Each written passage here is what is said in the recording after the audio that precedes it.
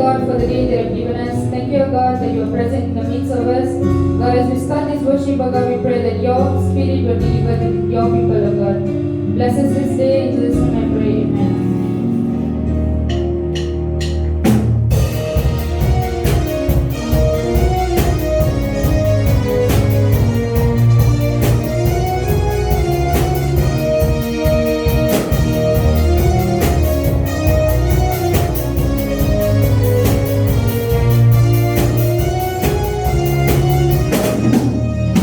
இயேசு நல்லவர், இயேசு வல்லவர் என்றென்றும் ஆராதனை.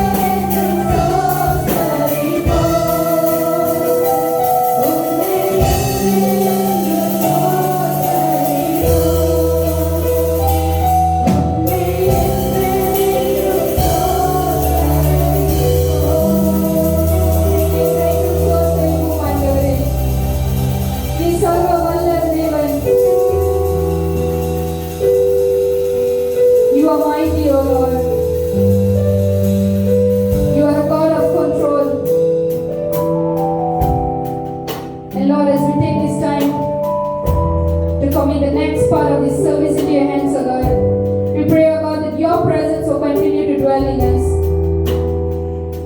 and speak to you through your servant, through your word today. Bless us, O God, in Jesus' name I pray, amen. Now we would like to welcome the senior pastor of Jehovah Nissi Ministry Malaysia, Reverend Dr. Alfred Maniam, to deliver his sermon. கர்த்தருடைய பரிசுத்த நாமத்துக்கு ஸ்தோத்திரம். இந்த பரிசுத்த ஓய்வு நாளிலே உங்கள் சமூகத்தில் நான் இருப்பதை குறித்து மிகுந்த சந்தோஷம் அடைகிறேன். இன்றைக்கு உங்கள் மத்தியில் பரிசுத்தவான்களின் நடக்கை என்ற தலைப்பில் கர்த்தருடைய வார்த்தையை உங்களோடு கூட நான் பேசும்படி விரும்புகிறேன். அதற்காக நான் எடுத்துக்கொண்ட வேத பகுதி 1 பேதுரு 1ஆம் அதிகாரம் 15வது வசனம். வாசிக்க கேட்போம். உங்களை அழைத்தவர் பரிசுத்தராய் இருக்கிறது போல நீங்களும் உங்கள் நடக்கைகள் எல்லாவற்றிலேயும் பரிசுத்தராய் இருங்கள். உங்களை அழைத்தவர் பரிசுத்தராய் இருக்கிறது போல உங்கள் நடக்கை எல்லாவற்றிலேயும் பரிசுத்தமாய் இருங்கள் என்று 1 பேதுரு 1ஆம் அதிகாரம் 15ஆம் வசனத்திலே நான் வாசிக்கிறோம். இந்த பிரசங்கத்தை உங்களை மத்தியில் நான் கொண்டு வருவதற்கான முக்கிய காரணம் என்னவென்றால் 1 பேதுரு 2ஆம் அதிகாரம் 12ஆம் வசனத்தை வாசிக்க கேட்போம். புறஜாதிகள் உங்களை அக்கிரமக்காரர் என்று விரோதமாய் பேசும் விஷயத்தில் அவர்கள் உங்கள் நற்கிரியைகளை கண்டு அவற்றை நிமித்தம் சந்திப்பின் நாளிலே தேவனை மகிமைப்படுத்தும்படி நீங்கள் அவர்களுக்குள்ளே நல் நடக்கை உள்ளவர்களாய் நடந்து கொள்ளுங்கள் என்று உங்களுக்கு புத்தி சொல்லுகிறேன். இங்க நாம் 1 பேதுரு 2:12 வாசிக்கிறோம். புறஜாதிகள் உங்களை அக்கிரமக்காரர் என்று பேசும் விஷயத்துல அங்கு நல்ல நடக்கை உள்ளவர்களாக நீங்கள் நடந்து கொள்ளுங்கள் என்று இங்கு எழுதப்பட்டிருக்கிறது. ஆக நம்ம கிறிஸ்தவர்களுடைய நன்னடத்தை குறித்து நாம் புறஜாதி மக்கள், இந்த உலகத்தில் இருக்கிற புறஜாதி ஜனங்கள், கர்த்தர் அறியாத மக்கள், இந்த 1 பேதுரு 2:12 சொல்லப்பட்டிருக்க புறஜாதிகள் உங்களை அக்கிரமக்காரர் என்று பேசும் விஷயத்தில் என்று நான் வாசிக்கிறோம். ஆக அந்த பேசும் விஷயத்தில் இன்னைக்கு நாம நல்ல நடக்கை உள்ளவர்களாய் நாம் நடந்து கொள்ள வேண்டியது மிக மிக அவசியம் உள்ளதாக காணப்படுகிறது. இதே போல நீங்கள் ரோமர்கள் நிறுவம் 2ஆம் அதிகாரம் 24 வசனத்தை நீங்க வாசித்து பார்த்தீங்கன்னா, ரோமர் 2:24 எழுதியிருக்கிறபடி தேவனுடைய நாமம் புறஜாதிகளுக்குள்ளே உங்கள் மூலமா தூஷிக்கப்படுகிறதே என்று எழுதப்பட்டிருக்கிறது.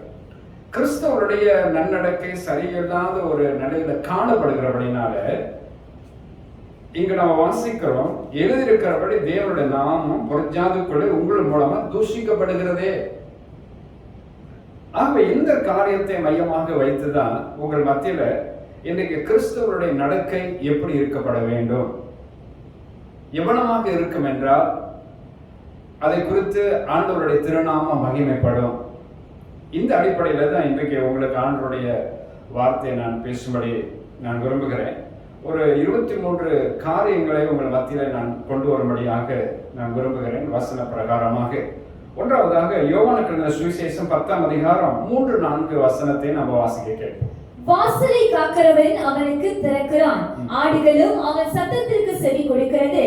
அவன் தன்னுடைய ஆடுகளை பேர் சொல்லி கூப்பிட்டு அவைகளை வெளியே நடத்தி கொண்டு போகிறான். இங்க நம்ம வாசிக்கிறோம், இயேசு கிறிஸ்துவானவர் பேசும் பொழுது ஆடுகள் அவன் சத்தத்திற்கு செவி கொடுக்கும் என்று சொல்லுகிறார். 4ஆம் வசனத்தை வாசிக்க கேட்போம். அவன் தன்னுடைய ஆடுகளை வெளியே விட்ட பின்பு அவைகளுக்கு முன்பாக நடந்து போகிறான். ஆடுகள் அவன் சத்தத்தை அறிந்திருக்கிறபடியினால் அவனுக்கு பின் செல்லுகிறது. ஆடுகள் அவன் சத்தத்தை அறிந்திருக்கிறபடினாலே அவனுக்கு பின் செல்லுகிறது என்கிற வார்த்தையை நாம் இங்கு யோவான் 10ஆம் அதிகாரம் 3-4 வசனங்களை நாம் வாசிக்கிறோம். அப்போ முதல் காரியமாக உங்களோட நான் என்ன சொல்லும்படியாக நான் விரும்புகிறேன் என்றால், கிறிஸ்தவர்களுடைய நன்னடக்கை எப்படியாக இருக்கும் என்றால், ஆண்டவராக இயேசு கிறிஸ்துனுடைய சத்தத்திற்கு செவி கொடுக்கிறதுல காணப்படுகிறது. இயேசுவானவர் பேசுகிற சத்தத்தை நாம் எப்படி கேட்க முடியும்? இங்க ஆடுகளையும் ஆடையும் மேய்ப்பனையும் மையமாக வைத்து எழுதப்பட்ட ஒரு சம்பவம் இது. அப்ப மேய்ப்பனுடைய சத்தத்தை ஆடுகள் அறிந்திருக்கிறபடினால அவனுக்கு பின் செல்லுகிறது என்று நான் பார்க்கிறோம். அப்படி என்றால் தேவ பிள்ளைகள் எல்லாரும் ஆண்டவருடைய சத்தத்துக்கு செவி சாய்க்கப்பட வேண்டும். இன்னைக்கு தேவ சத்தம் எல்லாம் வேதாகமத்திலே காணப்படுகிறது. ஆண்டவர் அவங்களோட பேசும் பொழுது சத்தத்தை அவர்கள் கேட்கலாம். நீங்கள் ஜெப நிலையிலே கர்த்தருடைய வேதத்தை நீங்கள் வாசிப்பீர்கள் என்றால் ஆண்டவர் உங்களோடு பேசிக்கொண்டிருப்பார். நீங்கள் கர்த்தருடைய சத்தத்தை நீங்க கேட்க முடியும். குறிப்பாக நீங்கள் வாசிக்கிற வேத பகுதியில உங்களுக்கு என்று பிரத்யோகமான ஒரு சில வார்த்தைகளை ஆண்டவர் வைத்திருப்பார் வேதத்தில்.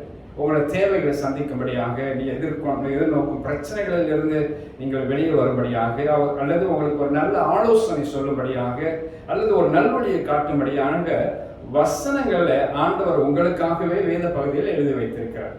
ஆகவே தேவன் நமக்கு என்ன சொல்ல விரும்புகிறார் என்றால், நீங்கள் பரிசுத்தவான்களுடைய நல்ல நடக்கை உள்ளவர்களாக இருக்கப்பட வேண்டும் என்றால் இயேசுவானவருடைய சத்தத்திற்கு நாம் எல்லாரும் செவிசாய்க்கிற மக்களாக காணப்பட வேண்டும். இது முதல் காரியம். இரண்டாவது காரியமாக பிலிப்பியர் 2ஆம் அதிகாரம் 15ஆம் வசனத்தை வாசிக்க கேட்போம்.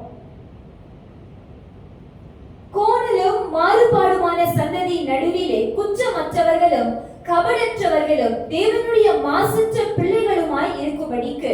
இங்க நம்ம வாசிக்கிறோம், தேவனுடைய பிள்ளைகள் எப்படி இருக்க வேண்டுமா? குற்றமற்றவர்கள், எந்த ஒரு குற்றமும் சாட்டக்கூடாத நிலையில காணப்பட வேண்டும்.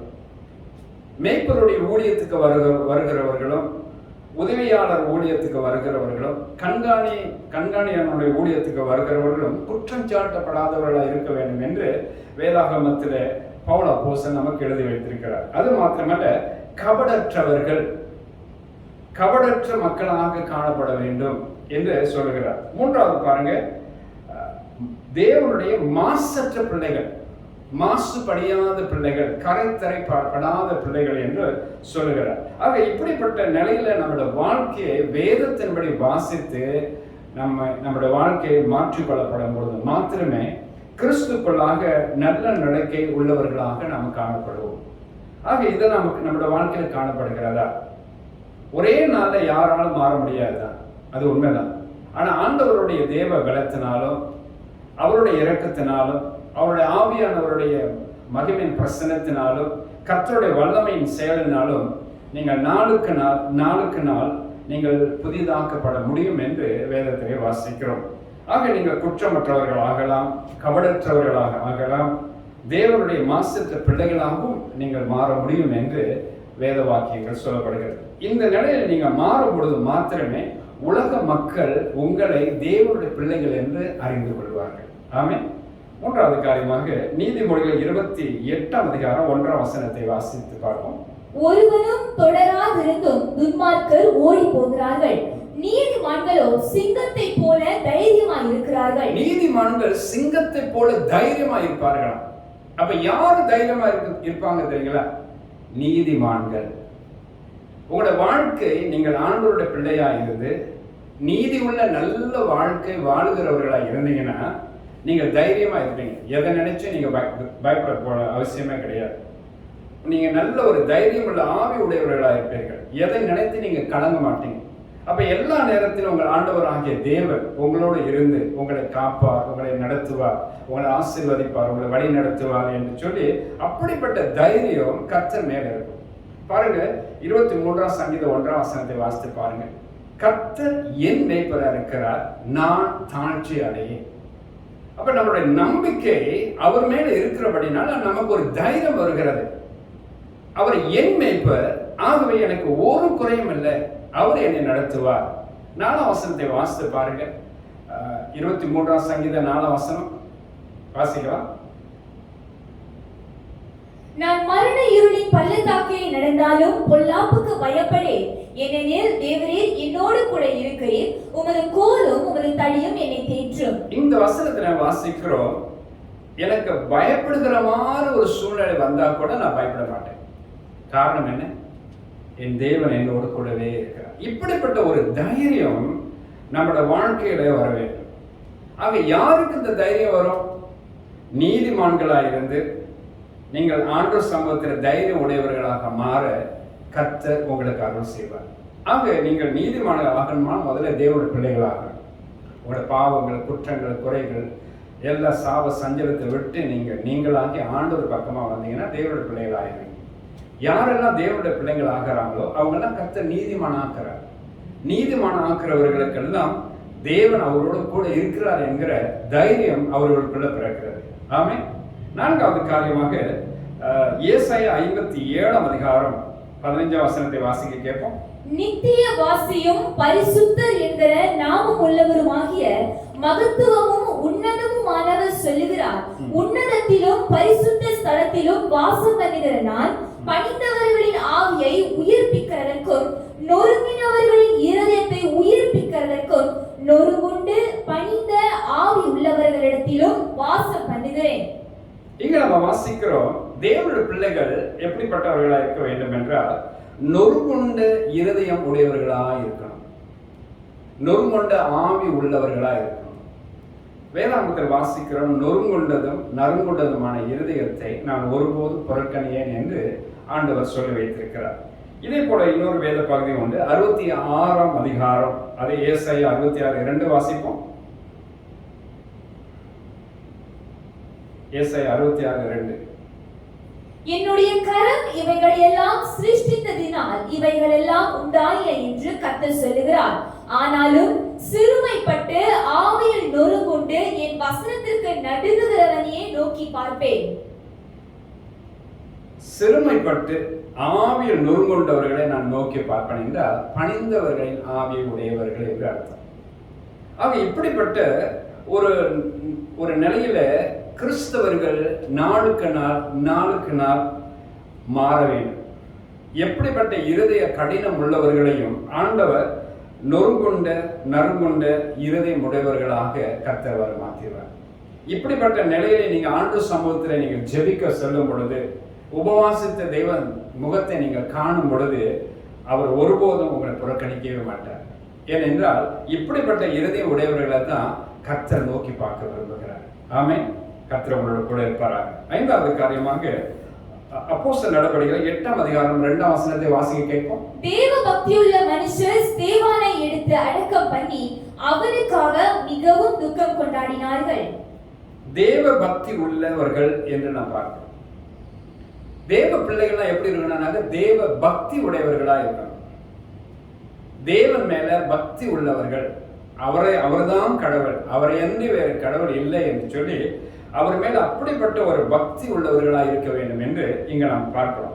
அப்போஸ்தலர் 8 அதிகாரம் 2 வசனத்தில், அதே போல அப்போஸ்தலர் 10 அதிகாரம் 2 வசனத்தில் கொர்நேலியு குறித்து நாம வாசிக்கிறோம். கொஞ்சம் வாசிப்போமா? அவன் தேவ பக்தி உள்ளவனும் தன் வீட்டார் அனைவரோடும் தேவனுக்கு பயந்தவனுமாயிருந்து ஜனங்களுக்கு மிகுந்த தருமங்களை செய்து எப்பொழுதும் தேவனை நோக்கி ஜெபம் பண்ணி கொண்டிருந்தான். பாருங்கள், இந்த வசனம் ஆதாரமாக நமக்கு எழுதப்படுகிறது.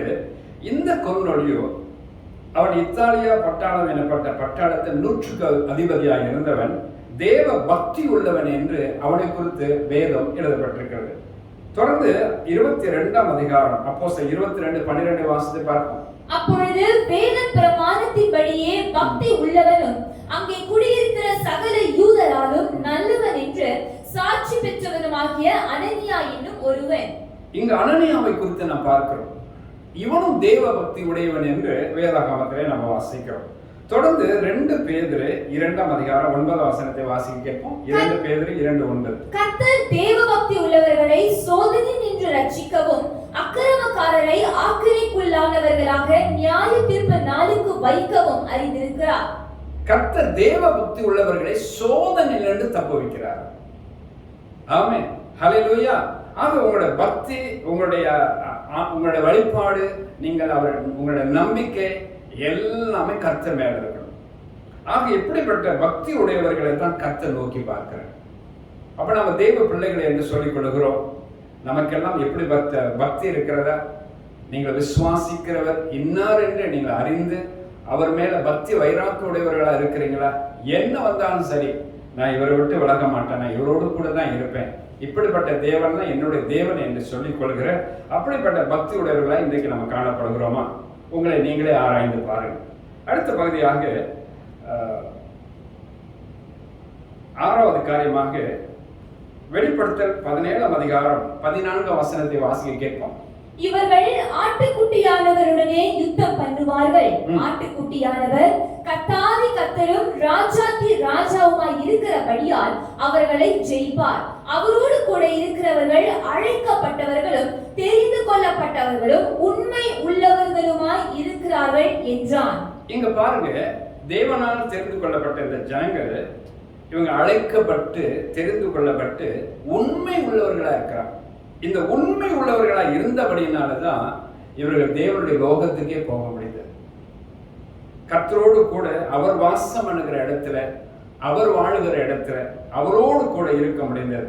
ஆக இப்படிப்பட்ட உண்மைத்துவம் இன்றைக்கு நம்மளுடைய வாழ்க்கையில காணப்படுகிறதா? உண்மை உத்தம் உள்ள மனதோடு இன்னைக்கு நம்மளுடைய வாழ்க்கை இருக்கிறதா? கொஞ்சம் யோசித்து பாருங்க. யோபனுடைய புஸ்தகத்தை நீங்க வாசித்து பார்த்தீங்கன்னா, யோபை குறித்து நம்ம என்ன வாசிக்கிறோம்? உத்தமனும் சன்மார்க்கனும் தேவனுக்கு பயந்தவனும் எல்லா விதமான பொல்லாங்குக்கும் விலகினவனும் அவனை போல பூமியில் ஒருவனும் இல்லை என்று சொல்லி இந்த யோபை குறித்து நம்ம வாசிக்கிறோம். இன்னைக்கு நம்மளுடைய வாழ்க்கை எப்படி இருக்கிறது? நம்ம உண்மையா வாழ்றோமா? நம்ம உத்தமமா இருக்கிறோமா? இந்த உத்தமம் நம்மளோட வாழ்க்கையில இருக்கணும். இந்த உண்மைத்துவம் நம்மளோட வாழ்க்கையில இருக்கணும். இது கிறிஸ்தவர்களுடைய பண்புல ஒன்று. இது நம்மளிடத்துல காணப்படுகிறதா? ஆண்டவராகிய தேவனுடைய பிள்ளைகளாக இருக்கிற நீங்கள் வேதத்தை வாசித்து நன்றாக ஜெபித்து கர்த்தருடைய வேதம் என்ன சொல்லுகிறதோ அதன்படி உங்களோட வாழ்க்கை அமைத்துக் கொள்ளுங்க. இந்த உண்மைத்துவம் உங்களை தேடி வரும். இது தேவனுடைய பண்பாக உங்களுக்குள்ளாக வந்து சேரும். கர்த்தர் உங்களை கூட இருப்பாராக. 7வது காரியமாக மல்கியா 3ஆம் அதிகாரம் 16ஆம் வசனத்தில் வாசிப்போம். அப்பொழுது கர்த்தருக்கு பயந்தவர்கள் ஒருவரோடு ஒருவர் பேசிக் கொள்வார்கள். கர்த்தர் கவனித்து கேட்பார். கர்த்தருக்கு பயந்தவர்கள் ஒருவரோடு ஒருவர் பேசிக் கொள்வார்களா? கர்த்தர் கவனித்து கேட்பார். தொடர்ந்து வாசிங்க. கர்த்தருக்கு பயந்தவர்களுக்காகவும் அவருடைய நாமத்தை தியானிக்கிறவர்களுக்காகவும் ஞாபக புஸ்தகம் ஒன்று அவருக்கு முன்பாக எழுதப்பட்டிருக்கிறது. சரி, இங்க கிறிஸ்துவ பண்புல இன்னொரு காரியத்தை நம்ம என்ன பார்க்கணும்னா, கர்த்தருக்கு பயந்தவர்கள். எனக்கு அன்பானவர்களே, தேவனுக்கு பயந்தவர்களா இன்னைக்கு நாம இருக்கிறோம்னா, அப்படின்னா ஆண்டவராக இயேசுவை பார்த்து ஒரு நடுக்கத்தோடு இருக்கணும் அப்படிங்கிற காரியமா? நீதிமொழிகளை நீங்க வாசித்து பாருங்க. கர்த்தருக்கு பயந்தவர்கள் எப்படிப்பட்டவங்களா இருப்பாங்க தெரியுங்களா? யாரெல்லாம் கர்த்தருக்கு பயந்தவர்களோ அவர்கள் தீமையை விட்டு விலகி இருப்பாங்க. இது ரொம்ப பிரதானமான காரியம். நீங்க கடவுளுக்கு பயப்படுகிறேன் என்று சொல்லுகிற மனுஷர்களா நீங்க இருப்பீர்கள் என்றால் தீமை உங்களோட வாழ்க்கையை விட்டு அகற்றப்பட்டிருக்கும். அப்படிப்பட்டவர்கள் உண்மையாகவே கர்த்தருக்கு பயந்தவர்கள், தீமை விட்டு விலகி இருப்பார்கள். இதுதான் உண்மையில ஆண்டவருக்கு பயந்து நடக்கிற வாழ்க்கை. இங்க இன்னொரு மனுஷனை பார்க்கிறோம். 10ஆம் அதிகாரம் அப்போஸ்தலர் 10:2 வாசித்து பாருங்க. அவன் தேவ பக்தி உள்ளவனும் தன் வீட்டார் அனைவரோடும் தேவனுக்கு பயந்தவனுமாய் இருந்து ஜனங்களுக்கு மிகுந்த தருமங்களை செய்து எப்பொழுதும் தேவனை நோக்கி ஜெபம் பண்ணி கொண்டிருந்தான். தன் வீட்டார் அனைவரோடும் தேவனுக்கு பயந்தவனாயிரு. இந்த பொருளை ஆண்டவர் அறிந்து கொண்ட பிற்பாடு தேவனுக்கு பயந்து நடக்கிற வழிமுறைகளை அவன் வீட்டாருக்கு சொல்லிக் கொடுத்தான். எல்லாம் தீங்கு விட்டு விலகி உத்தமுள்ள இதயத்தோடு கர்த்தருக்கு பயந்து நடக்கிற ஒரு வாழ்க்கையை அவன் சொல்லிக் கொடுத்ததுனால தன் வீட்டார் அனைவரோடு கர்த்தருக்கு பயந்து நடந்தான் என்று வேதாகமத்தில் எழுதப்பட்டிருக்கார். ஆகவே நம்முடைய வாழ்க்கை இப்படி மாற வேண்டும். கர்த்தர் அது ரொம்பவே பிரியப்படுகிறார். இன்றைக்கு நாம பரிசுத்தவான்களுடைய நடக்கை குறித்து நாம் தியானிக்கிறபடினால நம்முடைய வாழ்க்கை இவனமாக மாறும் என்றால் அது எவ்வளவோ நலமாக இருக்குமே. தொடர்ந்து 8வது காரியமாக யோவான் 10ஆம் அதிகாரம் 4ஆம் வசனத்தை வாசிக்க கேட்போம். அவன் தன்னுடைய ஆடுகளை வெளியே விட்ட பின்பு அவைகளுக்கு முன்பாக நடந்து போகிறான். ஆடுகள் அவன் சத்தத்தை அறிந்திருக்கிறபடியினால் அவனுக்கு பின் செல்லுகிறது. 27ஆம் வசனமா வாசிப்போம். என் ஆடுகள் என் சத்தத்திற்கு செவி கொடுக்கிறது, நான் அவைகளை அறிந்திருக்கிறேன், அவைகள் எனக்கு பின் செல்லுகிறது. இவங்க பாருங்க, கிறிஸ்துவை பின்பற்றுகிறவர்கள், கிறிஸ்துவை பின்பற்றுகிற ஜனங்கள். இந்த நல்ல நடக்கை என்னன்னாக்கா கிறிஸ்துவை பின்பற்றணும். அப்படின்னா மேய்ப்பன் பின்னால ஆடுகள் பின்தொடர்கிறது போல நம்ம ஆண்டவராக தேவனை பின்பற்றுகிறவர்களாக இருக்க வேண்டும். பவுல் இந்த வார்த்தையை ரொம்ப அழகா சொல்றார். கிறிஸ்துவனுடைய அச்சு அடையாளங்களை என் சரீரத்தில் நான் தரித்துக் கொண்டிருக்கிறேன் என்று சொல்றார். அவர் நடந்தபடியே நானும் நடந்து கொண்டிருக்கிறேன், அதனால நீங்களும் அவர் நடந்தபடியே நீங்கள் நடங்க என்று ஒரு புத்தி சொல்லுகிறார். இப்படிப்பட்ட ஒரு நல்ல வாழ்க்கை பவுல் அப்போஸ்தலன் வாழ்ந்தார். அவர் நம்மளை உற்சாகப்படுத்துகிறார், ஊக்கப்படுத்துகிறார். ஆக இதே போல நாம கிறிஸ்துவை பின்பற்றுவர்களாக நாம் இருக்கோம். நீங்க வேதத்தை வாசித்து பாருங்க. வேதம் என்ன சொல்லுகிறதோ அதன்படி நீங்க வாழ்வீர்கள் என்றால் நீங்க கிறிஸ்துவை பின்பற்றுகிறவர்கள். ரொம்ப சுலபமாக தெரிந்து கொள்ற ஒரு பகுதி அது. வேதம் ஒண்ணு சொல்ல, நீங்க ஒண்ணு செஞ்சீங்கன்னாக்கா நீங்களே யோசித்து பாருங்க, நீங்க கிறிஸ்துவை பின்பற்றுவர்கள் தானா? அப்ப வேதம் என்ன சொல்லுகிறதோ, நீங்க வாசிக்கிற வேதாகமம் என்ன உங்களுக்கு போதிக்கிறதோ அதன்படி உங்கள் வாழ்க்கை நீங்க அமைத்துக் கொள்வீர்கள் என்றால் நீங்கள் தேவனை பின்பற்றுகிற ஜனங்கள். ஆண்டவர் உங்களை பார்த்து ரொம்பவே சந்தோஷப்படுவார். தொடர்ந்து இன்னும் மற்ற காரியத்தை நாம் வாசிப்போம். யோவான் 1ஆம் அதிகாரம் 47ஆம் வசனத்தை வாசிக்க கேட்போம். இயேசு நாத்தான்வேலை தம்மிடத்தில் வர கண்டு அவனை குறித்து, இதோ கபடற்ற உத்தம இஸ்ரவேலன் என்றார். நாத்தான்வேலை பார்த்த ஆண்டவர் சொன்ன காரியம், இதோ கபடற்ற உத்தம இஸ்ரவேலன். இந்த கபடற்ற என்ற வார்த்தை நாம கவனித்து பார்க்கும் பொழுது, ஒரு சூதுவாதி இல்லாத ஒரு நிலையில இருக்கிற ஒரு மனுஷனை குறித்து இப்படி பேசுவார், கபடற்றவர்கள். அப்படி என்றால் ஆவில அவங்க பெற்றிருக்கிற ஆவில ஒரு தெளிந்தவர்கள் என்று சொல்வார். அவங்களுக்கு எந்த ஒரு பெருமை இருக்காது, எந்த ஒரு மேட்டுமை இருக்காது. அவர் தங்களை தாழ்த்துகிறவர்களாக இருப்பார்கள், ஆவில எளிமை உள்ளவர்களாக இருப்பார்கள். இவர்களை பார்த்துதான் நம்ம கபடற்றவர்கள் என்று நாம் சொல்கிறோம். அப்ப நீங்க இப்படிப்பட்ட சுபாவம் திடீரென்று யாருக்கும் ஒரே நேரத்தில் வர போறதில்லை. ஆனா நாளுக்கு நாள் நீங்க கர்த்தர் சமூகத்துல நீங்க இருக்கும் பொழுது உங்களோட மாம்ச எண்ணங்கள், சிந்தனைகள் இதெல்லாம் சிறைப்பிடிக்கப்பட்டு நீங்கள் தேவனுக்குள்ளாக வளரும் பொழுதுதான் இப்படிப்பட்ட நிலையில நீங்க நாளுக்கு நாள் புதிய மனுஷராக நீங்க மாறப்படுவீர்கள். இன்னும் தொடர்ந்து மற்ற காரியத்தை வாசிப்போம். 10வது காரியமாக கொலோசியர் 3ஆம் அதிகாரம் 12ஆம் வசனத்தை வாசிப்போம். கொலோசியர் 3:12. ஆகையால் நீங்கள் தேவனால் தெரிந்து கொள்ளப்பட்ட பரிசுத்தரும் பிரியருமாய் உருக்கமான இரக்கத்தையும் தயவையும் மனத்தாழ்மையையும் சாந்தத்தையும் நீடிய பொறுமையையும் தரித்துக் கொண்டு. அப்ப கிறிஸ்தவனுடைய நல்ல நடக்கை எப்படி இருக்கணும்னாக்கா பரிசுத்தம் உள்ளவர்களா இருக்கணும். நீங்கள் வேதாகமத்தை வாசித்து பாருங்கள். 1 பேதுரு 1ஆம் அதிகாரம் வசனம் 15-16 நமக்கு என்ன எழுதப்பட்டிருக்கிறது? உங்களை அழைத்தவர் பரிசுத்தராய் இருக்கிறது போல நீங்களும் உங்கள் நடக்கைகள் எல்லாவற்றிலேயும் பரிசுத்தராய் இருங்கள். நான் பரிசுத்தர், ஆகையால் நீங்களும் பரிசுத்தராய் இருங்கள் என்று எழுதி இருக்கிறதே. நம்மளுடைய பிரசங்கத்தினுடைய தலைப்பு வசனமே இதான். உங்களை அழைத்தவர் பரிசுத்தராய் இருக்கிறது போல. 1 பேதுரு 1ஆம் அதிகாரம் 15ஆம் வசனம். உங்களை அழைத்தவர் பரிசுத்தராய் இருக்கிறது போல உங்கள் நடக்கை எல்லாவற்றிலேயும் பரிசுத்தராய் இருங்க. 16ஆம் வசனம் சொல்லப்படுகிறது, நான் பரிசுத்தர். ஆண்டவர் நம்மளை பார்த்து சொல்றார், நான் பரிசுத்தர் ஆகிய நீங்களும் பரிசுத்தமாய் இருங்க. இன்னொரு வேத பகுதியில் வாசிக்கிறோம், தேவன் நம்மை அசுத்தத்திற்கு அல்ல, எதுக்கு அழைத்திருக்காரா? பரிசுத்தத்திற்கே அழைத்திருக்கிறேன் என்று சொல்றார். நீங்கள் ஆண்டவரை தொழுது கொள்ளும் போது எப்படி தொழுது கொள்வீர்கள்? வேதாகமம் சொல்லப்படுகிறது, பரிசுத்த அலங்காரத்தோடு அவரை தொழுது கொள்ளுங்கள். பரிசுத்தம் இல்லாமல் ஒருவனும் என்னை தரிசிப்பதிலேயே என்றெல்லாம் வேதத்தை நாம் வாசிக்கிறோம். அப்ப கிறிஸ்தவ வாழ்க்கையில கிறிஸ்துவ ஒரு நல்ல நடக்கை உள்ள ஒரு மனுஷன் இடத்துல பரிசுத்தம் இருக்க வேண்டியது எவ்வளவு ஒரு அவசியம். காரணம் என்னவென்றால், நீங்கள் நானும் ஆராதிக்கிற தேவன் அவர் மகா பரிசுத்தம் உள்ளவர். ஆமென், ஹல்லேலூயா. இந்த பரிசுத்தம் உள்ள தேவனை நம்ம எல்லாரும் துதித்து பாடி சோஸ்தரித்து மகிமைப்படுத்த வேண்டும். நீங்கள் ஏசாயா 6ஆம் அதிகாரத்தை நீங்க வாசித்து பாருங்க. அங்க தேவ தூதர்கள் அவரை துதித்து பாடும் பொழுது பரிசுத்தர் பரிசுத்தர் பரிசுத்தர், பூமி அனைத்தும் அவருடைய மகிமையால் நிறைந்திருக்கிறது என்று கூப்பிட்டு சொன்னதாக வேதாகமத்தில் வாசிக்கிறோம். ஆக இப்படிப்பட்ட மகத்துவம் உள்ள தெய்வம், மாறாத கடவுள், அவருடைய பிள்ளைகளாக இருக்கிற நாம், நம்முடைய குணலட்சணம் எப்படி இருக்க வேண்டும்? பரிசுத்தம் உள்ளவர்களாக இருக்க வேண்டும் என்று கர்த்தர் விரும்புகிறார். ஆமென். கர்த்தர் உங்களோடு கூட இருப்பாராக. தொடர்ந்து 11வது காரியத்தை நாம் வாசிக்க கேட்போம். 1 பேதுரு 5ஆம் அதிகாரம் 5ஆம் வசனத்தை வாசிப்போம். அந்தபடி இளைஞரே, மூப்பருக்கு கீழ்ப்படியுங்கள். நீங்கள் எல்லாரும் ஒருவருக்கு ஒருவர் கீழ்ப்படிந்து மனத்தாழ்மையை அணிந்து கொள்ளுங்கள். பெருமை உள்ளவர்களுக்கு தேவன் எதிர்த்து நிற்கிறார், தாழ்மை உள்ளவர்களுக்கோ கிருபை அளிக்கிறார்.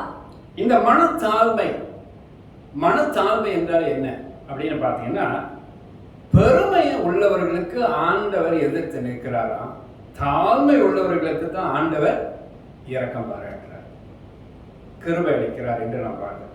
அப்ப நம்ம பெருமைக்குரியவர்களாக அல்ல, எவ்வளவு படிச்சிருந்தாலும் சரி, எவ்வளவு கற்றறிந்தாலும் சரி, எவ்வளவு மனப்பாடம் உங்களால் சொல்ல முடிந்தாலும் சரி, வேதத்துல பாராமல் எவ்வளவு ரகசியங்களை பேச முடிஞ்சாலும் சரி, நீங்கள் தாழ்மை உள்ளவர்களாக இருக்க பழகிக்கொள்ளணும். ஏனென்றால் ஆண்டவராக தேவன் அவர் ரொம்ப தாழ்மையே உள்ளவராக இருந்தார். தன்னை தானே தாழ்த்தினார். எவ்வளவு தெரியுங்களா? எவ்வளவு காலத்துக்கு? மரண பரியந்தம் என்று நாம் வாசிக்கிறோம் வேதாகமத்தில். நீங்கள் சத்துரு சாத்தானை குறித்து நீங்க வாசித்து பாருங்க. ஏசாயா 14ஆம் அதிகாரம், எசேக்கியேல் 28ஆம் அதிகாரம் போன்ற அதிகாரங்கள்லாம் நீங்க வாசித்து பாருங்க. அவன் பெருமையினாலே அவன் விழுந்து போனான் என்று நாம் பார்க்கிறோம். அப்ப நம்மளோட வாழ்க்கையில் அந்த பெருமை இருக்கும் என்றால் நம்ம வீழ்ச்சி ரொம்பவே சீக்கிரத்தில் இருக்கிறார். கடவுள் உங்களை எவ்வளவா ஆசீர்வதித்திருக்கிறாரோ அவ்வளவா நீங்க தாழ்மைப்படுங்க. எவ்வளவா உங்களை நடத்துகிறாரோ அவ்வளவா தாழ்மைப்படுங்க. அவரை நீங்க சோஸ்தரிங்க, அவரை மகிமைப்படுத்துங்க, அவரை ஆராதிங்க, அதை சாட்சியா சொல்லி வாருங்க. இந்த எல்லா புகழும் கர்த்தருக்கே என்று சொல்லுங்க. ஒருபோதும் ஒரு புகழ்ச்சியும் நீங்க எடுத்துக்கொள்ளவே கூடாது. நான் செய்யத்தக்கவைய மாத்திரம் செஞ்ச ஆண்டவரேன்னு சொல்லுங்க. அப்படிதான் பைபிள்ல சொல்லப்பட்டிருக்கு. நீங்க ஒரு பெருமை நீங்க எடுத்துக்கொள்ளக்கூடாது, ஆண்டவருடைய மகிமை நீங்க எடுத்துக்கொள்ளக்கூடாது. நீங்க மகிமை எடுத்துக்கொண்டீங்கன்னாக்க நீங்க பெருமை உடையவர்களாக காணப்படுவீங்க. ஆகவே நான் செய்யத்தக்கதை மாத்திரம் ஆண்டவரே செஞ்சேன் அப்படின்னு சொல்லி ஆண்டவருக்கு மகிமை செலுத்துங்க. கர்த்தர் உங்களோட கூடவே இருப்பார். ஆமென். ஆக நம்ம தாழ்மை உள்ளவர்களாக இருக்க வேண்டும் என்று வேதாகமத்தில் வாசிக்கிறோம். தொடர்ந்து அதே பகுதியில் 34ஆம் சங்கீதம் 2ஆம் வசனத்தை வாசிக்க கேட்போம். கர்த்தருக்குள் என் ஆத்துமா மேன்மை பாராட்டும், சிறுமைப்பட்டவர்கள் அதை கேட்டு மகிழுவார்கள். இந்த தாழ்மை உள்ளவர்கள் தான் சிறுமைப்பட்டவர்கள் என்று வாசிக்கிறோம். அப்ப நீங்க தாழ்மையா இருந்தா இந்த சிறுமை உங்களுக்குள்ள இருக்கும், பெருமை இருக்காது. இந்த சிறுமை உங்களுக்குள்ள காணப்படும். அதுதான் வேதம் நமக்கு ஒரு ஆழமான ஒரு அர்த்தத்தை இங்கு சொல்லப்படுகிறது. தொடர்ந்து 12வது காரியமாக மத்தேயு 5ஆம் அதிகாரம் 6ஆம் வசனத்தை வாசிக்க கேட்போம். நீதியின் மேல் பசித்தாகம் உள்ளவர்கள் பாக்கியவான்கள், அவர்கள் திருப்தி அடைவார்கள். நீதியின் மேல் பசித்தாகம் உள்ளவர்கள் பாக்கியவான்கள், அவர்கள் திருப்தி அடைவார்கள். அப்ப நீதி நடப்பிக்கிற தேவன், நம் ஆண்டவராக தேவன் நீதிபரர். நீதிபரர் என்று வேதனை வாசிக்கிறோம். லூக்கா 18ஆம் அதிகாரத்தை நீங்க வாசித்து பாருங்க. நீதிபரராய் இருக்கிற கர்த்தர் நமக்கு நியாயம் செய்யாமல் இருப்பாரோ என்றெல்லாம் எழுதப்பட்டிருக்கிறது. ஆக ஆண்டவர் நீதி செய்கிற தேவன். கடைசி காலத்துல நம்ம ஆண்டவருடைய சன்னிதானத்துக்கு முன்னால போய் நாம நிக்கணும். அவர் வெள்ளை சிங்காசனத்துக்கு முன்னாக அமர்ந்து நம்ம எல்லாரையும் நியாயம் தீர்க்க போகிற நியாயாதிபதியாக அவர் வருவார். ஆகவே அவர் நீதி வழங்குகிற தேவன் என்று வேதாகமத்தில் வாசிக்கிறோம். ஆகவே நம்ம நீதியாக இந்த பூமியில நாம் நடந்து கொள்ளணும். அநீதிக்காக அல்ல, நம்முடைய வாழ்க்கை அநீதிக்காக அல்ல. நம்ம கிறிஸ்துவை பின்பற்றுகிற ஜனங்கள். ஆக அநீதி நிறைந்த இந்த உலகத்துல நீங்க நீதிமானா வாழணுங்க. அப்படி வாழ்ந்த ஒரு மனுஷனை குறித்து வேதத்தில் வாசிக்கிறோம். ஆதியாகமம் 6ஆம் அதிகாரம் 9ஆம் வசனத்தை வாசிக்க கேட்போம். நோவாவின் வம்ச வரலாறு. நோவா தன் காலத்தில் இருந்தவர்களுக்குள்ளே நீதிமானும் உத்தமனுமாய் இருந்தான். நோவா தேவனோடு சஞ்சரித்துக் கொண்டிருந்தான். இங்கு ஒரு உதாரணத்துவமாக வாழ்ந்த ஒரு மனுஷனை நம்ம இங்க பார்க்கிறோம். நோவா நீதிமானும் உத்தமனுமா இருந்தான். அப்ப நீதி உள்ள வாழ்க்கை எப்படி அவனுக்குள்ள இருந்தது? ஆண்டவருடைய பண்பு, அதாவது ஆண்டவரை பற்றி கொண்டு அவருடைய வழிமுறையில நடக்கிறவர்கள் எல்லாரும் தேவ நீதிபரராக இருக்கிறது போல அவர்களும் நீதிமான்களாக மாறுவார்கள். ஆமென். ஆகவே நம்ம கிறிஸ்துவ பண்புல ஒன்று என்னன்னாக்கா, நம்ம எல்லாம் நீதி செய்கிறவர்களா மாறணுங்க. அநீதிக்காக இந்த பூமியில் வாழ்றவர்கள் அல்ல, நீதிக்காக நிற்கிறவர்களா இருக்கணும். அப்படி வேதத்தை நன்றாக வாசிங்க. கர்த்தர் நீதிபரர் என்று நீங்க அறிந்து கொள்வீங்க. அவருடைய சுபாவ லட்சணங்களை நீங்க பார்ப்பீர்கள். இந்த சுபாவ லட்சணம் எனக்கு வரணுமேன்னு சொல்லி ஆண்டவர்கிட்ட கேட்பீங்க. அப்ப நம்மளுடைய அநீதியில் தான் நம்மளை விட்டு விலகும், தேவ நீதி நமக்குள்ளாக வரும். ஆமென். கர்த்தர் உங்களோட கூட இருப்பாராக. 13வது காரியமாக ரோமர் 8ஆம் அதிகாரம் 14 வசனத்தை வாசிக்க கேட்போம். மேலும் எவர்கள் தேவனுடைய ஆவியினாலே நடத்தப்படுகிறார்களோ அவர்கள் தேவனுடைய புத்திரராய் இருக்கிறார்கள். எவர்கள் தேவனுடைய ஆவியினால நடத்தப்படுகிறார்களோ அவர்கள்தான் தேவனுடைய பிள்ளைகள். அப்ப கிறிஸ்துவ பண்பு இங்க என்ன பார்க்கிறோம் என்றால், ஆவியினால் நடத்தப்படுகிறவர்கள் தான் தேவனுடைய பிள்ளைகள். நீங்க ரோமர்கள் நிருபம் 7ஆம் அதிகாரத்தை நீங்க வாசித்து பாருங்க. அதை எழுதினவர் அப்போஸ்தலனாகிய பவுல் தான். 8ஆம் அதிகாரத்தை எழுதினவர் அவரு தான். அந்த ரோமர் புஸ்தகத்தை எழுதினவர் அவரு தான். அவர் சொல்றாரு 7ஆம் அதிகாரத்துல, நான் எதை செய்யணும்னு நினைக்கிறேனோ அதை என்னால் செய்ய முடியல, எதை செய்யக்கூடாதுன்னு நான் நினைக்கிறேனோ அதெல்லாம் நான் விரும்பி செய்யறேன். அப்படி என்றால் எனக்குள்ள ஒரு தீர்மை உண்டு என்கிற பிரமாணத்தை நான் காண்கிறேன் என்று சொல்றார். இதை குறித்து அப்போஸ்தலர் நடவடிக்கைகள் கவனிக்கலாம். ரோமர் 8ஆம் அதிகாரத்தில் ரொம்ப விளக்கமா எழுதுறார். எப்படின்னாக்கா, ஆவின் சிந்தையை குறித்தும் மாம்ச சிந்தையின் குறித்தும் அங்க எழுதுறார். அப்படி என்றால் நீங்கள் இயேசுவை தெய்வமாக புதியதாக ஏற்றுக்கொண்ட மனிதர்களாக நீங்க இருக்கலாம். இப்பதான் 2 மாசம் 3 மாசம் 1 வருஷம் 2 வருஷம் கூட நீங்க சொல்லலாம். நமக்கு 2 விதமான போராட்டம் நம்ம சரீரத்துக்குள்ள நடந்து கொண்டு இருக்கிறது. ஒன்று ஆவிக்குரிய போராட்டம், நல்லது செய்யணும், நற்காரியங்களை நடப்பிக்கணும், தேவ வழியில போகணும், கர்த்தர் சொல்ற மாதிரி செய்யணும். இன்னொரு காரியம் நமக்குள்ள ஒரு போராட்டம் உண்டு பண்ணும், அது மாம்ச பிரகாரமான ஒரு போராட்டம் நமக்குள்ள நடக்கும். அப்ப நம்ம எதுக்கு நம்ம கீழ்ப்படிய போறோம்? நீங்க ரோமர் 8ஆம் அதிகாரத்தை தெளிவா வாசித்து பாருங்க. அது ரொம்ப அழகா சொல்லப்பட்டிருக்கிறது. மாம்ச சிந்தை மரணம், ஆவியின் சிந்தையோ ஜீவனும் சமாதானம். அப்ப மாம்சத்தின்படி நீங்க பிழைப்பீர்கள் என்றால் நீங்கள் சாவீர்கள் என்று எழுதப்பட்டிருக்கிறது. நம்ம மாம்சத்துக்கு பிழைக்கும்படியாக நாம் உடையவர்கள் அல்ல. அதற்காக ஆண்டவர் ஒருபோது நமக்கு தெரிந்து கொள்ள வேண்டும். நம்ம ஆவியின் பிரகாரமாக, தேவ ஆவியான நம்ம நடத்துகிற பிரகாரமாக வாழும்படியாகத்தான் கர்த்தர் நம்மை தெரிந்து கொண்டார். பிரைஸ் தி லார்ட், ஹல்லேலூயா. நீங்கள் இரவு நேரத்தில் ஆண்டவராகிய இயேசு கிறிஸ்துவை தேடி வந்த ஒரு மனுஷனை பார்த்து ஆண்டவர் சொன்னாரு, நீர் ஜலத்தினாலும் ஆவியினாலும் பிறவாவிட்டால் நீ தேவனுடைய ராஜ்யத்தை காண மாட்டாய் என்று சொன்னார். அது அந்த மனுஷனுக்கு புரியவே இல்லை. என் தாயின் கருவில் வயிற்று நான் 2ஆம் தரம் உள்ள பிரவேசித்து நான் பிறக்க கூடுமோன்னு கேட்கிறார்.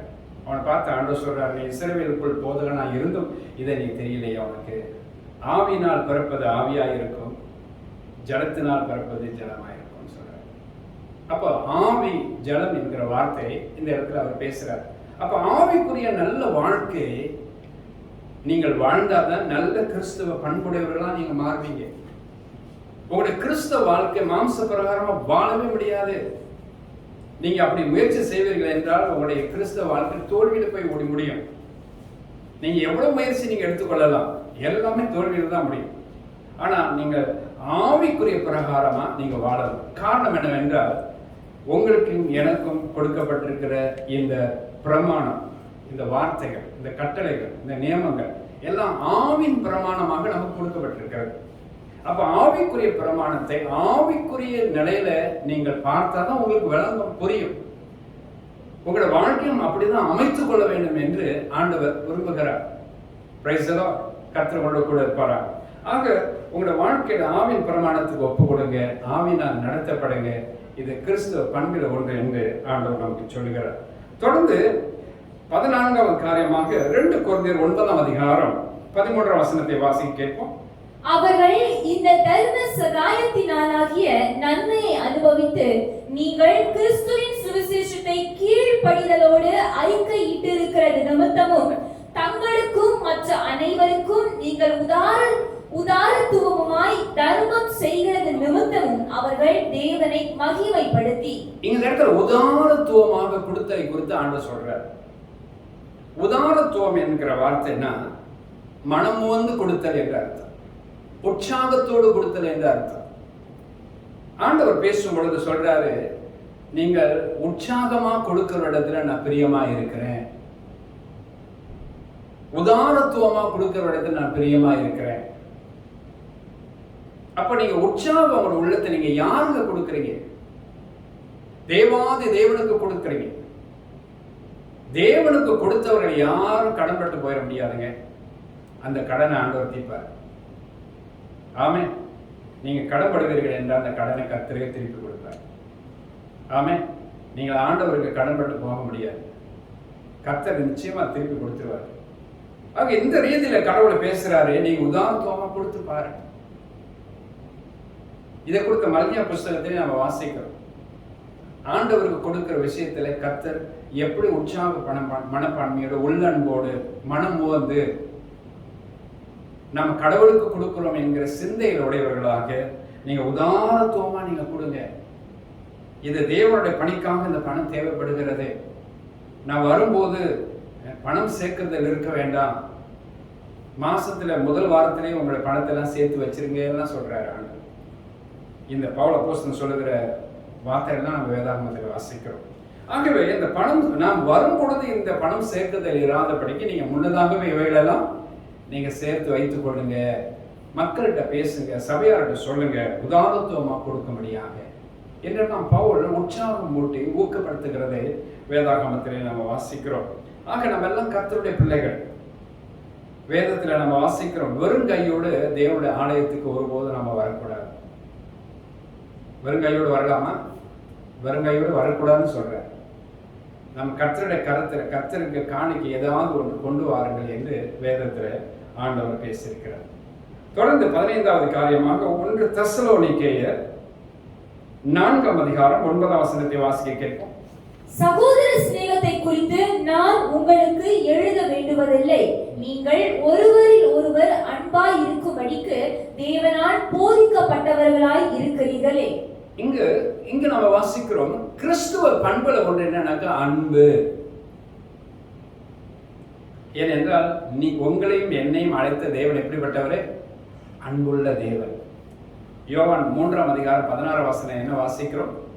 தேவன் தம்முடைய ஒரே பேரான குமாரனை விசுவாசிக்கிற எவனும் அவன் கெட்டு போக நித்திய ஜீவனை அடையும்படிக்கு அவரை தந்தருளி இவ்வளவாய் உலகத்தில் அன்பு கூர்ந்தார், இவ்வளவாய் உலகத்தில் அன்பு கூர்ந்தார் என்று நாம் வாசிக்கிறோம். அப்ப தேவ அன்பு அளவிட முடியாத ஒரு அன்பு. அதே அன்பை தான் கிறிஸ்துவானவர் நம் மீது காட்டுகிறார். நாம் பதிலுக்கு அந்த அன்பை அவர் மேல நாம் காட்ட வேண்டும். ஆமே. அது மாத்திரமல்ல, நம்ம சூழ்ந்திருக்கிற மக்கள், நம்ம வட்டார ஜனங்கள், நம்ம குடியிருக்கிற பகுதிகளுடைய ஜனங்களிடத்துல நாம தேவனுடைய அன்பை நாம வெளிப்படுத்த வேண்டும்.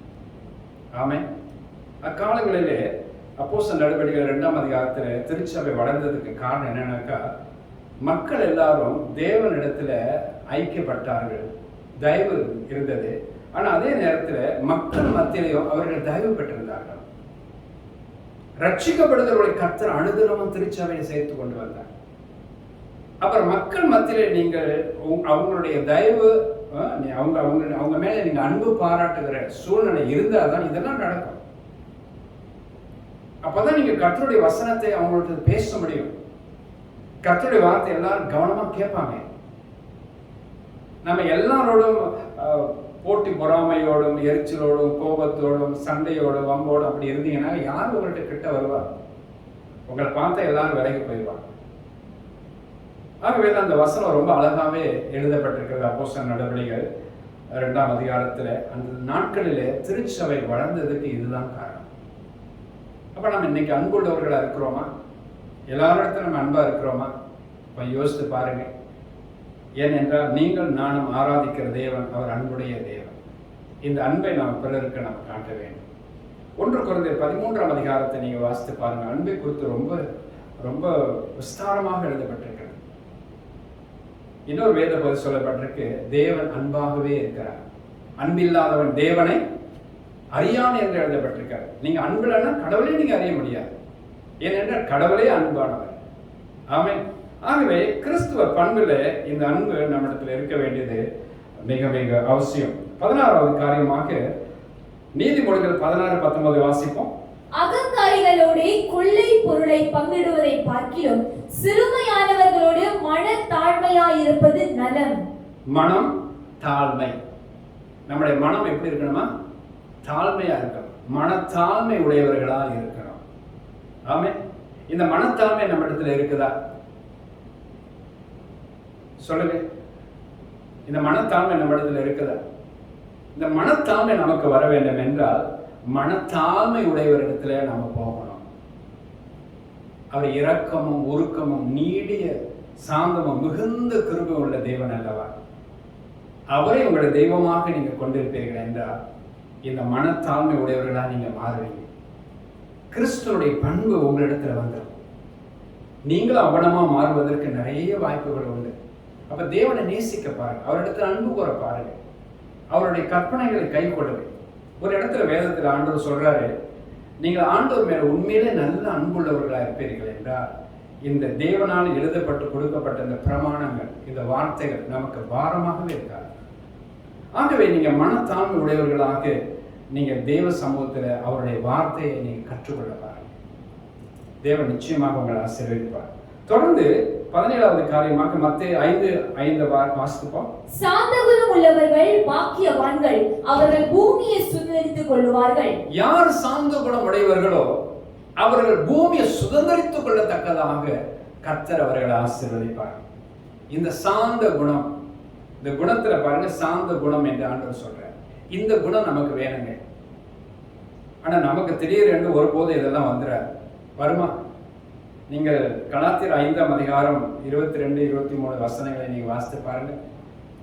அங்க ஆவிக்குரிய கனிகளை குறித்து நான் பார்க்கிறோம். அன்பு, சந்தோஷம், சமாதானம், நீடியம், பொறுமை, தயவு, நற்குணம், விசுவாசம், சாந்தம், இச்சையடக்கம் போன்ற அந்த நற்கணிகளை அந்த இடத்துல நான் பார்க்கிறோம்.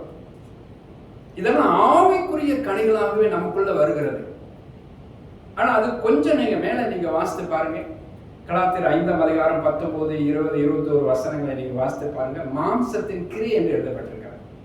உபசாரம், வேசித்தனம், அசுத்தம், காம உகாரம், உக்கிர ஆராதனை, பிள்ளி சுனியம், பகைகள், விரோதங்கள், வைராக்கியங்கள், கோபங்கள், சண்டைகள், பிரிவினைகள், மார்க்க பேதங்கள், பொறாமைகள், கொலைகள், வெறிகள், களியாட்டுகள் என்று நான் பார்க்கிறோம். இப்படிப்பட்ட காரியத்தை செய்கிறவர்கள் ஒருவரும் தேவனுடைய ராஜ்யத்தை சுதந்திரிக்க மாட்டார்கள். ஆக எப்படிப்பட்ட கனிகள் நம்முடைய வாழ்க்கையில் இருக்கும் என்றால் நம்முடைய வாழ்க்கை கெட்டு போகும். நம்ம கிறிஸ்தவர்களா இருக்கிற நாம தேவ பிள்ளைகளா இருக்கவே முடியாது. கிறிஸ்துவ பண்பை கெட்டு போன மாதிரி ஆயிரும். ஆகவே ஆவிக்குரிய கனி நமக்குள்ள வரணுமே. அது அன்பு, சந்தோஷம், சமாதானம், நீதி, பொறுமை, தயவு, நற்குணம், விசுவாசம், சாந்தம், இச்சையடக்கம். அப்ப நம்ம சாந்தம் உள்ளவர்களா இருக்க வேண்டும் என்று மத்தேயு 5:5 வாசிக்கிறோம். தொடர்ந்து 18வது காரியமாக மத்தேயு 5:7 பாருங்க. இரக்கம் உள்ளவர்கள் பாக்கியவான்கள், அவர்கள் இரக்கம் பெறுவார்கள். இரக்க குணம் நமக்கு வரணுங்க. அப்ப கிறிஸ்துவ பண்புல நம்ம பரிசுத்தவான்களுடைய நடக்கையில, நன்னடக்கையில இந்த இரக்க குணம் வரணும். இரக்க குணம் திடீரென்று வருமா நமக்கு? ஆனா நம்ம ஆண்டவராக தேவன் இரக்கம் உள்ளவர், அவர் மனதுருக்கம் உள்ளவர். அந்த இரக்கமும் மனமுருக்கம் உள்ள தேவனை தெய்வமாக கொண்டிருக்கிற எல்லா பிள்ளைகளுக்கும், கிறிஸ்துடைய பண்பை பின்பற்றுகிற எல்லா பிள்ளைகளுக்கும் ஆண்டவர் இலவசமாக இந்த இரக்க குணத்தை உங்களுக்குள்ள வச்சிருவார். நீங்க ஆண்டவரை நேசிக்கிற வண்ணமா நேசித்து பாருங்க. வேதத்துல கர்த்தர் எப்படி அவரை நேசிக்க வேண்டும், எப்படி அவர் இடத்துல அன்பு கூற வேண்டும், உங்களோட முழு இருதயத்தோடு, உங்களோட முழு ஆத்மாவோடு, உங்களோட முழு மனதோடு, உங்களோட முழு பலத்தோடு நீங்க அன்பு கூர்ந்து பாருங்க. இப்படிப்பட்ட இரக்கம் உள்ளவர்களா நீங்க மாறுவீர்கள். ஆமென். கர்த்தர் உங்களோட கூட இருப்பாராக. 19வது காரியமாக 2 கொரிந்தியர் 7ஆம் அதிகாரம் 5ஆம் அதிகாரம் 12ஆம் வசனத்தை வாசிப்போம். இப்படி இருக்க ஒருவன் கிறிஸ்துவுக்குள் இருந்தால் புது சிருஷ்டியா இருக்கிறான், பழையவைகள் ஒழிந்து போயின, எல்லாம் புதிதாயின. இங்க நம்ம 2 கொரிந்தியர் நம்ம வாசிக்கிறோம். ஒருவன் கிறிஸ்துவுக்குள் இருந்தால் புது சிருஷ்டியா இருக்கிறான், பழையவைகள் எல்லாம் ஒழிந்து போயிட்டு எல்லாம் புதிதாயின என்று பாருங்க. பழையவைகள் ஒழியும் பொழுதுதான் புதியவைகள் உள்ள வருகிறது. அப்ப பழையவைகள் எப்படி ஒழியுமா? ஒருவன் கிறிஸ்துவுக்குள் இருக்கணுமா? ஒருவன் கிறிஸ்துவுக்குள் இருந்தாதான் பழையவைகள் எல்லாம் ஒழிந்து புதியவைகள் உள்ளவர். இதுதான் ஆண்டவர் ரொம்ப அழகா விளக்கமா சொல்றார்.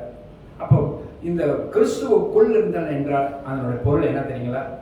வேதம் என்ன எழுதப்பட்டு நமக்கு கொடுக்கப்பட்டிருக்கிறதோ, எப்படிப்பட்ட உபதேசம் எல்லாம் பவுல் அப்போஸ்தலன் மூலமா நமக்கு கொடுக்கப்பட்டிருக்கிறதோ, இதெல்லாம் நீங்க வாசிக்கணுங்க.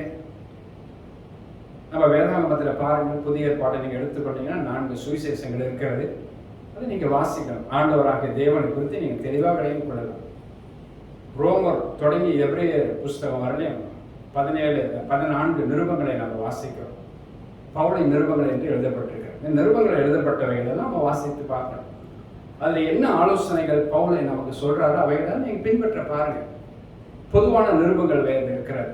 அதெல்லாம் நீங்க வாசித்து பாருங்க. இந்த நிருபங்கள் எல்லாம் நீங்கள் வாசிக்கும் பொழுது கர்த்தர் உங்களோட பேசுவார். இறுதியாக வெளிப்படுத்தின விசேஷத்தை பார்க்கிறோம். இவைகளெல்லாம் பரலோகத்தில் என்ன சம்பவிக்க போகிறது, கடைசி காலத்தில் என்ன சம்பவிக்க போகிறது, இந்த கடைசி காலத்தில் இந்த பூமியில என்ன சம்பவிக்க போகிற அத்தனை காரியத்தையும் யோவான் நமக்காக எழுதி வைத்திருக்கிறார். இவைகளெல்லாம் நீங்கள் அறிந்து கொண்டிருக்க பாருங்க, உங்களோட வாழ்க்கை சன்னஜனமா மாறும். நீங்க தேவனோட பிள்ளையா இருக்கணும், கர்த்தருக்குரியவர்களாக மாறணும். நீங்கள் தேவனுக்குரியவர்களாக நீங்க ஜீவித்தாதான் நீங்கள் மோட்சலோகம் போய் சேர முடியும்னு சொல்லி வரும் பொழுது நீங்களாகவே புது சிருஷ்டியாகவே மாற ஆரம்பிச்சிருக்கீங்க.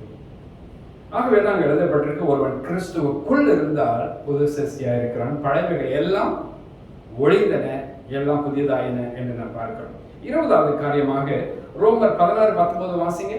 உங்கள் கீழ்ப்படிதல் யாவருக்கும் தெரிய வந்திருக்கிறது, ஆகையால் உங்களை குறித்து சந்தோஷப்படுகிறேன். ஆனாலும் நீங்கள் நன்மைக்கு ஞானிகளும் தீமைக்கு பேதைகளுமாய் இருக்க வேண்டும் என்று விரும்புகிறேன். கீழ்ப்படிதல் உள்ளவர்களா இருக்கணும். நீங்கள் மேற்படிய நிலையில நீங்க போகணும்னா கீழ்ப்படிய நீங்க கற்றுக்கொள்ளணும். ஒரு உயரமான இடத்துக்கு நீங்க முதல்ல போகணும்னா கீழ்ப்படியில் முதல்ல கால வச்சாதான் மேற்படிக்கு போக முடியும். இதே போல நம்ம கிறிஸ்துவ பண்பில் நீங்க அடுத்தடுத்து தேவனை உங்களுக்கு சொல்லி போதிக்கிற வண்ணமாக தேவனை அறிகிற அறிவிலே நீங்க வளர்ந்து பாருங்க, இந்த கீழ்ப்படிதல் உங்களுக்குள்ளாகவே வரும். உங்களை நினைக்கும் பொழுது நீங்களே யோசிப்பீங்கன்னா, நான் பெரிய ஞானி இல்லை, நான் பெரிய அறிவாளி இல்லை, வேதம் எனக்கு நான் வாசிக்கும் பொழுது சொல்லப்படுகிறது, நான் இன்னும் அறிய வேண்டியது எவ்வளவோ இருக்கிறது, நான் இன்னும் தெரிந்து கொள்ள வேண்டியது எவ்வளவோ இருக்கிறது. ஆக கர்த்தர் தான் என்னை நடத்தன்னு சொல்லும் பொழுது உங்களை தாழ்த்த ஆரம்பிக்கிறீங்க. அப்பவே அந்த கீழ்ப்படிதல் உங்களுக்குள்ள கொஞ்சம் கொஞ்சமா வர ஆரம்பிக்கும். ஆகவே இந்த கீழ்ப்படிதல் உள்ளவர்கள் தான் உண்மையாகவே கிறிஸ்துவ பண்புடையவர்கள். இது நமக்கு இருக்குதா? யோசித்து பாருங்கள். 21வது காரியம், மத்தேயு 5:3 வாசிப்போம். மத்தேயு 5:3. ஆவியில் எளிமை உள்ளவர்கள் பாக்கியவான்கள், பரலோக ராஜ்யம் அவர்களுடையது. ஆவியில எளிமையா இருக்கணுமா? ஆவியில யாரு எளிமையா இருக்கிறாங்களோ அவங்க தான் பரலோக ராஜ்யத்துக்குரியவர்கள் என்று நாம் பார்க்கிறோம். இது குறித்து ஒரு விளக்கத்தை நாம் பார்ப்போம். நீதிமொழிகள் 16:20 வாசிங்க. விவேகத்துடன் காரியத்தை நடப்பிக்கிறவன் நன்மை பெறுவான், கர்த்தரை நம்புகிறவன் பாக்கியவான். விவேகத்துடன் காரியத்தை நடப்பிக்கிற வழிமுறைகளை அவன் அறிந்து கொள்கிறதுல காணப்படுகிறான். அப்ப இதுதான் நம்முடைய வாழ்க்கையில காணப்படுகிற எளிமை. இந்த எளிமை நமக்குள்ள இருக்கிறதா? 22வது காரியம், மத்தேயு 5:8 வாசிப்போம். இருதயத்தில் சுத்தம் உள்ளவர்கள் பாக்கியவான்கள், அவர்கள் தேவனை தரிசிப்பார்கள். இருதயத்துல சுத்தம் உள்ளவர்கள் தான் பாக்கியவான்கள். நம்முடைய இருதயத்துல சுத்தமா இருக்குதா? நீங்க மத்தேயு 15:19 வாசித்து பாருங்க. இருதயத்திலிருந்து பொல்லாத சிந்தனைகளும், கொலைபாதங்களும், விபசாரங்களும், வேசித்தனங்களும், களவுகளும், பொய் சாட்சிகளும், தூஷணங்களும் புறப்பட்டு வரும். இதுவே மனுஷனை தீட்டுப்படுத்தும் என்று எழுதப்பட்டு. அப்ப இருதயத்தை நாம் சுத்திகரித்துக் கொள்ளப்பட வேண்டியது அவசியமா இருக்கிறது. நீங்கள் 66ஆம் சங்கீதம் 18ஆம் வசனத்தை வாசித்து பாருங்கள். என் இருதயத்தை அக்கிரம சிந்தையை கொண்டிருந்தேன், ஆண்டவர் எனக்கு செவி கொடார் என்று நாம் வாசிக்கிறோம். அப்ப நம்முடைய கிரமமான சிந்தையை நாம் இருக்க வேண்டும் என்றால் நம்முடைய இருதயம் சுத்தமா இருக்கணும். இந்த இருதயம் சுத்தமா இருந்தால்தான் தேவனை நாம தரிசிக்கவே முடியும். ஆமென், ஹல்லேலூயா. நமக்குள்ள பாவத்தையும் அக்கிரமத்தையும் வைத்துக்கொண்டு நம்ம தேவனை தரிசிக்க முடியுமா? நம்முடைய அசுத்தமான ஒரு ஜீவித்துக்குள்ள நம்ம கடந்து போகும்போது எப்படி நமக்கு ஆண்டவர் தென்படுவார்? அவரை நம்ம பார்க்கவே முடியாது, அவர் சத்தத்தை கேட்கவே முடியாது, அவர் தரிசனத்தை நம்ம காணவே முடியாது. என்றைக்கு நம்முடைய வாழ்க்கையை சுத்தப்படுத்திக் கொள்கிறோமோ அன்றைக்கு தான் மகா பரிசுத்தமுள்ள தேவன் நம்ம கண்ணுக்கு தென்படுவார். ஆமென். ஆகவே உங்களுடைய இருதயத்தை சுத்திகரித்துக் கொள்ளுங்கள், கர்த்தர் உங்களோட கூட இருப்பாராக. இறுதியாக ஒரே ஒரு வார்த்தை நான் சொல்லி நான் முடிக்க விரும்புகிறேன். தீத்தின் புஸ்தகம் 2ஆம் அதிகாரம் 14ஆம் வசனத்தை வாசிக்க கேட்போம். அவர் நம்மை சகல அக்கிரமங்களில் நின்று மீட்டுக் கொண்டு தமக்குரிய சொந்த ஜனங்களாகவும் நற்கிரியைகளை செய்ய பக்தி வைராக்கியம் உள்ளவர்களாகவும் நம்மை சுத்திகரிக்கும்படி நமக்காக தம்மை தாமே ஒப்பு கொடுத்தார். நற்கிரியை செய்ய பக்தி வைராக்கியம் உள்ளவர்கள் என்று எழுதப்பட்டது. அப்ப கிறிஸ்துவ பண்புல ஒன்று என்ன தெரியுங்களா? நற்கிரியைகளை செய்ய வேண்டும், நல்ல காரியத்தை நாம் செய்யணும். நீதிமொழியில் ஒரு வசனம் சொல்லப்பட்டிருக்கிறது, நல்லது செய்ய உனக்கு திராணி இருக்கும்போது அல்லது நன்மை செய்ய உனக்கு திராணி இருக்கும் பொழுது அதை செய்யத்தக்கவர்களுக்கு செய்யாமல் இராதே என்று எழுதப்பட்டிருக்கிறது. அப்ப நம்ம நற்கிரியை செய்யவே ஆண்டவர் நம்ம இந்த பூமியில சிருஷ்டித்திருக்கிறார். ஏன்னா அந்த பூமியில் உள்ள மக்கள் எல்லாம் எப்படி எப்படியோ வாழ்ந்து கொண்டிருக்கிறார்கள். சுயநலமாக வாழ்கிற ஒரு கூட்ட மக்கள் இருக்கிற வட்டாரத்துல, ஒரு கூட்டம் இந்த உலகத்துல நற்கிரியை செய்கிற ஒரு கூட்ட மக்களாக கர்த்தர் நம்ம தெரிந்து கொண்டிருக்கிறார். ஆமென். இது யார் இந்த நற்கிரியை செய்ய முடியும்? தேவ பக்தி உள்ள மக்கள் தான் இந்த நற்கிரியை செய்ய முடியும். தேவனால் தெரிந்து கொண்டவர்கள் தான் இந்த நற்கிரியை செய்ய முடியும். கர்த்தருடைய பிள்ளைகள் தான் இந்த நற்கிரியை செய்ய முடியும். ஆகவே கர்த்தர் நற்கிரியை செய்ய பக்தி வைராக்கியம் உள்ளவர்களாக கர்த்தர் நம்மை தெரிந்து கொண்டார். நாம தான் இந்த உலக மக்களுக்கு வெளிச்சமா இருக்கணுங்க. நம்மை பார்த்து தான் அநேகர் இருள் இருந்து வெளிச்சத்துக்கு வரணும். ஆகவே நம்மளுடைய வெளிச்சம் பிரகாசமா இருக்கணும். நமக்குள்ள இருள் இருக்கும் என்றால் எப்படி வெளிச்சத்தை தேடி மக்கள் வருவார்கள் என்றெல்லாம் வேதாகமத்தில் நம்ம வாசிக்கிறோம். ஆகவே நீங்கள் வெளிச்சம் உள்ளவர்களாக இருப்பீர்கள் என்றால் நீங்கள் நற்கிரியை கண்டிப்பா செய்யணுங்க. உங்களோட நற்கிரிகளை பார்த்து அநேகர் உங்களிடத்துல வருவார்கள். தேவனுடைய அன்பை உங்களோட வாழ்க்கையின் வழியாகவே அவர்கள் தெரிந்து கொள்வார்கள். இப்படிப்பட்ட காரியங்கள் எல்லாம் நமக்குள்ள நடக்கணும்னாக்கா நீங்கள் தேவனை அறிந்து அவருடைய வழியில் நடக்க பாருங்க. கர்த்தர் உங்களோட கூட இருப்பார். அன்பானவர்களே, கிட்டத்தட்ட ஒரு 23 வழிமுறைகளை நான் பேசியிருக்கிறேன். பரிசுத்தவான்களுடைய நடக்கை குறித்து நம்ம எப்படியெல்லாம் நம்ம வாழ்க்கை இருக்கணும் அப்படின்னு சொல்லி, இன்னும் வேதத்தில் எத்தனையோ ஆயிரக்கணக்கில் வழிமுறைகள் உண்டு. நம்ம இந்த நேரத்துக்கு போதுமான அளவுக்கு உங்களோட நான் பேசியிருக்கிறேன். ஆகவே கர்த்தருடைய வசனம் நமக்குள்ள இருக்கிறது. இந்த வேதத்தை வாசித்து பாருங்கள். நான் சொல்லாத எத்தனையோ நற்காரியங்களை ஆண்டவர் உங்களோட பேசிக்கொண்டே இருப்பார். இவைகளெல்லாம் நீங்கள் நாளுக்கு நாள் நீங்கள் வேதத்தை வாசித்து தேவனுக்குள்ளாக நீங்கள் வளரும் பொழுது நீங்கள் மகிமை மேல் மகிமை அடைவீர்கள், மறுரூபம் ஆவீர்கள். நீங்கள் தேவனுடைய பிள்ளையாக இருப்பீர்கள். நீங்கள் கர்த்தரோடு கூட ஒரு நாள் தேவனுடைய லோகத்துக்கு நீங்கள் போய் சேருவீர்கள். 1 யோவான் 3ஆம் அதிகாரம் 2ஆம் வசனம் சொல்லப்படுகிறது, பிரியமானவர்களே, இப்பொழுது தேவனுடைய பிள்ளைகளாக இருக்கிறோம், இனி எவ்விதமாக இருப்போம் என்று இனி நமக்கு வெளிப்படவில்லை. ஆகிலும் அவர் வெளிப்படும் போது அவர் இருக்கிற வண்ணமாகவே நாம் அவரை தரிசிப்பதனால் அவருக்கு ஒப்பாயிருப்போம் என்று எழுதப்பட்டிருக்கிறார். எனக்கு அன்பானவர்களே, உங்களுடைய கிறிஸ்தவ வாழ்க்கையில காணப்படுகிற இந்த நற்பண்புகள் நாள் ஒரு மேனியாக இது மாறிக்கொண்டே வரணுங்க. தேவன் விரும்புகிற வண்ணமா கர்த்தருக்கு உகந்த ரீதியில உங்களோட வாழ்க்கை மாறும் என்றால் கர்த்தர் அதை ரொம்பவே பிரியப்படுறார். யாரோட வாழ்க்கை மாறப்பட்டிருக்கிறது அவர்களை கொண்டுதான் கர்த்தர் விரும்புகிறதை இந்த பூமியில செய்ய முடியும். அவரோட வாழ்க்கை மாறாதவர்களை கொண்டு கர்த்தர் ஒரு காரியத்தை செய்ய முடியாது. அப்ப கர்த்தர் உங்களை கொண்டு ஏதாவது ஒன்று செய்யணும்னு சொல்லி நீங்க பிரியப்பட்டீங்கன்னாக்கா நீங்க முதல்ல மாறணும். உங்களோட சுபாவம் மாறணும், உங்களோட லட்சணங்கள் மாறணும், நீங்க ஆவிக்குரிய பிள்ளைகளாக மாறணும், தேவனுக்கு பிரியமானவர்களாக உங்களோட வாழ்க்கையை நீங்க மாற்றி அமைத்துக் கொள்ளணும். அப்பொழுதுதான் கர்த்தர் விரும்புகிறதை உங்கள் மூலமா அவர் செய்ய ஆரம்பிப்பார். Praise the lord. கர்த்தர் உங்களோட கூட இருப்பாராக. கர்த்தர் ஆசீர்வதிப்பார். ஜெபம் செய்வோமா? நல்ல தெய்வமே, இவ்வளவு நேரமாக உங்களுடைய தேவ சமூகத்தில் நாங்கள் இருக்க கிறிஸ்தவ நல்ல நடக்கை குறித்து, பரிசுத்தவான்களுடைய நடக்கை குறித்து நாங்கள் அறிந்து கொள்ள கர்த்தர் கிருபை பாராட்டினரே. உமக்கு ஸ்தோத்திரம் அப்பா. பேசப்பட்டது ரொம்பவே சுருக்கமான காரியங்கள். வேதாகமத்தில் அநேக ஆயிரங்கள் எழுதப்பட்டிருக்கிறதப்பா. நாங்கள் மாற வேண்டியது, வாழ வேண்டிய வழிமுறைகள், நாங்கள் செய்ய வேண்டிய காரியங்கள் எல்லாம், இவைகளெல்லாம் நாங்கள் வேதாகமத்தை வாசித்து கர்த்தரை எங்களுக்கு போதிக்கிற வண்ணமாக எங்களை உருமாற்றம் செய்து கொள்ள கர்த்தரை எங்கள் கிருபை பாராட்டுவீராக.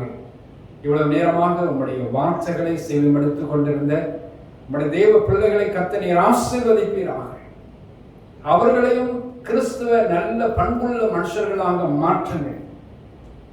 பரிசுத்தவான்களுடைய நடக்கைக்குரிய நிலையில் அவர்களுடைய வாழ்க்கை மாறட்டும் ஆண்டவரே. கர்த்தர் இவர்கள் மேல் பிரிய வைத்து கர்த்தர் அவர்களை ஆசீர்வதிக்க வேண்டும்படியா நாங்கள் ஜெபிக்கிறோம் அப்பா. ரோமர் கழுத நிருபம் 2ஆம் அதிகாரம் 24ஆம் வசனத்தின்படி எழுதியிருக்கிறபடி தேவனுடைய நாமம் புற ஜாதிகளுக்குள்ளே உங்கள் மூலமா தூஷிக்கப்படுகிறது என்று சொல்லுகிற வார்த்தை எங்களுக்குள் இராதபடிக்கு கர்த்தர் ஆண்டவரே அவைகளை எடுத்து போட்டு இந்த பூமியில் உள்ள மக்களுக்கு நாங்கள் ஒப்பாக, சாரமுள்ள ஒப்பாக இருக்கட்டும் அப்பா.